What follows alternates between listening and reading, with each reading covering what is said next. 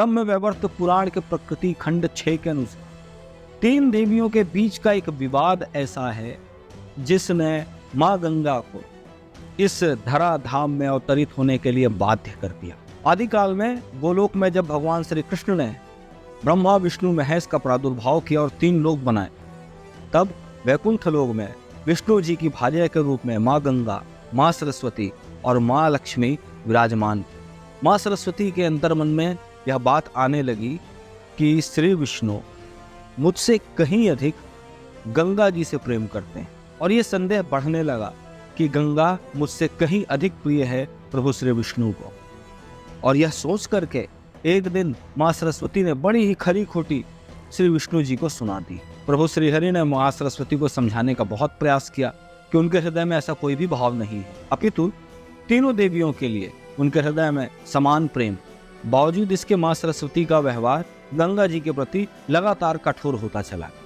माँ लक्ष्मी ने जब यह देखा कि सरस्वती जी का यह अनुचित व्यवहार है, तो उन्होंने माँ सरस्वती को समझाने का प्रयास किया कि देखो सरस्वती, अपनी बहन गंगा से इस प्रकार का दुर्व्यवहार न करो। माँ लक्ष्मी के ऐसे समझाने पर, समझने के स्थान पर माँ सरस्वती को ऐसा अनुभव हुआ कि माँ लक्ष्मी गंगा जी का पक्ष लेकर के उन्हें खरी खोटी सुना रही, और इस भाव के जन्म लेने के कारण से वह कुपित हो गई, क्रोधित हो गई, और गुस्से से भर करके उन्होंने माँ लक्ष्मी को यह शाप दे दिया कि तुम जाओ मृत्यु लोक में वृक्ष रूपा हो जाओगी, नदी रूपा हो जाओ।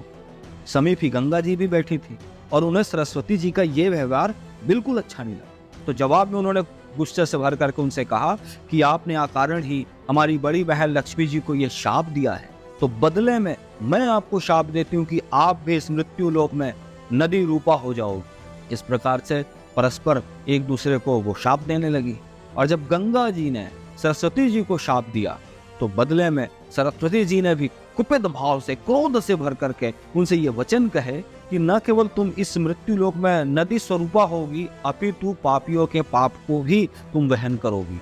इतने कला, इतने विवाद के बीच प्रभु श्री हरि महाअवतरित हुए, और उन्होंने देखा कि इतना भीषण विवाद चल रहा है, तो उन्होंने माँ सरस्वती का हाथ पकड़ा और उन्हें अपने पास बैठाया और इस विवाद, इस कलह का सारा रहस्य बता, और उनसे कहा कि ये सारा विवाद, ये सारा कलह कहीं न कहीं मेरे भक्तों के लिए फलदायी होगा, पुण्यदायी होगा। सर्वप्रथम उन्होंने माँ लक्ष्मी को अपने समीप बुलाया, बैठाया और उनसे कहा कि सुबह तुम राजा धर्मध्वज के यहाँ पधारो, और तुम किसी योनि से प्रकट नहीं होगी, तुम सीधा भूमंडल से प्रकट होगी, तुम्हारा आविर्भाव भूमंडल से होगा और वृंदा के रूप में तुम विख्यात होगी। तत्पश्चात उन्होंने गंगा से कहा, गंगे तुम सगर पुत्रों के कल्याण, भक्तों के कल्याण और पापियों के उद्धार के लिए भगीरथ के तप के द्वारा इस धरा धाम में अवतरित होगी और अति पावनी गंगा कहलाओगी। उन्होंने सरस्वती जी से भी कहा कि आप भी मृत्यु लोक और वसुधा के कल्याण के लिए सरस्वती नदी के रूप में अवतरित होइए। प्रभु श्री हरि की विरह वाणी को सुनकर के माँ सरस्वती और गंगा फूट फूट कर रोने लगी। सरस्वती जी को अपने अपराध का बोध हुआ, उन्होंने प्रभु से क्षमा भी मांगा, और गंगा जी ने बड़े ही विनम्र भाव से कहा कि प्रभु, मैं आपके आदेशानुसार इस मृत्यु लोक में आ तो जाऊंगी, परंतु आपकी विरह सह ना पाऊंगी। मेरे लिए क्या उपाय कि आपके साथ में मेरा प्रेम बना रहे। तब प्रभु श्री हरि ने कहा कि गंगे, जब तुम अति पावनी गंगा बन जाओगी, तो मैं अपने अंश से समुद्र रूप में प्रकट होऊंगा और तुम मेरी भार्या कहलाओ।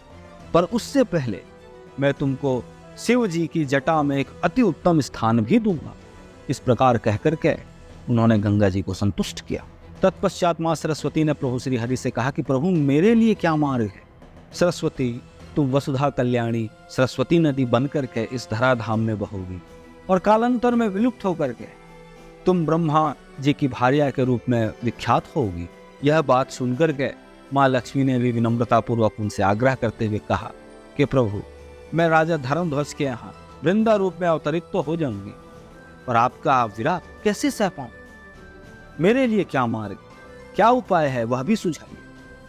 तब प्रभु श्री हरि ने कहा कि सुबह तुम पूर्ण अंश के साथ मेरे साथ इसी वैकुंठ में रहोगी और अपनी एक कला द्वारा वृंदा रूप में अवतरित होगी। तब मैं अपने अंश से शंखचूर्ण नामक असुर उत्पन्न करूंगा, तुम उसकी भार्या बनो। तदुपरांत तुम तुलसी बनकर के भी विख्यात होगी और मैं शालिग्राम बनकर के तुम्हारा पानी ग्रहण करूंगा। इस प्रकार परस्पर एक दूसरे को शाप देने के कारण ही माँ सरस्वती, माँ लक्ष्मी और माँ गंगा, गंगा नदी, माँ लक्ष्मी पद्मावती नदी और माँ सरस्वती, सरस्वती नदी बनकर के इस मृत्युलोक में अवतरित हुई। साथ ही माँ लक्ष्मी वृंदा रूप में भी अवतरित हुई और शंखचूर्ण की अर्धांगिनी बनी। कालांतर में वह तुलसी हुई और शालिग्राम से उनका विवाह हुआ। ब्रह्म वैवर्त पुराण के प्रकृति खंड 6 के अनुसार कलयुग के 5000 वर्ष पूर्ण हो जाने के उपरांत माँ गंगा भी सरस्वती की तरह विलुप्त होकर के अपने नियत स्थान को प्राप्त करेंगी। इसी प्रकार की और पौराणिक कथाओं के लिए मेरे साथ जुड़े रहिए। राधे राधे।